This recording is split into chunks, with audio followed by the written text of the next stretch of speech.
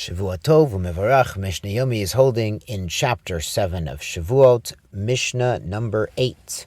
Ve'elu nishbayin shelo b'taina. These people can take an oath, meaning other people can ask them to take an oath, even without a claim, even without an accusation that something is owed.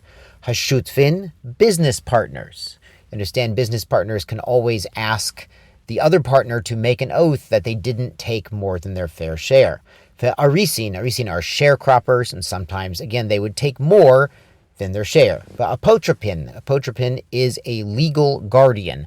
Either the father appoints a guardian because he's going out of town, or the court appoints a guardian to take care of children, or someone who can't take care of their own financial dealings.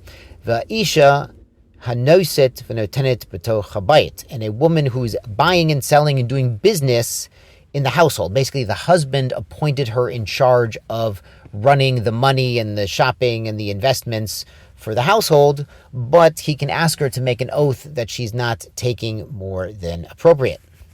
Uven abayit. And finally, a ben abayit is a member of the household who's representing the household. So sometimes in a case of orphans, the father passed away and there could be a bunch of children, and they have one of them act as the representative of the estate. But we'll see the other ones can have him make an oath that he's not taking more than his fair share. Amarlo, if one of these people responded, Ma tato aneni, what are you claiming from me? What claim are you having that you want me to make an oath that I'm not taking more? And they just simply have to say, Ritzoni shetishavali, I want that you make an oath to me that you're not taking more. Chayev, he does have to make the oath. These are all situations of heightened responsibility to the other party. It's called fiduciary duty in modern parlance. But the Mishnah points out, if the business partners or the sharecroppers divided up the business or the assets or the produce, the other party cannot ask for an oath anymore. But if a shvuah was rolled onto them from another place, there was another reason they had to make an oath, then you could be megalgalin alav et hakol. You can roll up into it an oath about the prior partnership that's now dissolved. Since they have to make an oath anyway, we'll also add that oath. Finally, the Mishnah notes, Vashvit mishametet et shvuah, and the sabbatical year cancels the obligation to make an oath to the other party. And that's, of course, when the relationship of heightened responsibility has ended before the Shemitah year. Mazel tov, on to chapter 8. Arba shomrim hen. There are 4 different kinds of guardians. Shomer chinam, an unpaid watchman. You just ask someone to watch something for you. Hashoel, somebody who's borrowing it from you. Nosei sachar, someone who's paying to use it, a renter. V'hasocher. Sorry, my bad. The socher is the renter. The nosei sachar is the one where the owner is paying the person to watch the item or the property. Now, what does this have to do with Shevuot? Shomer chinam, an unpaid watchman, nishba ol hakol.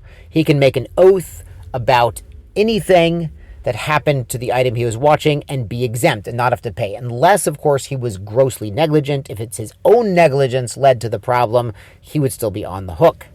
The hashoel, somebody who's borrowing the item, mishalem et hakol. He indeed has to pay for anything that happens, so he doesn't make a shvuah because he has to pay anyway.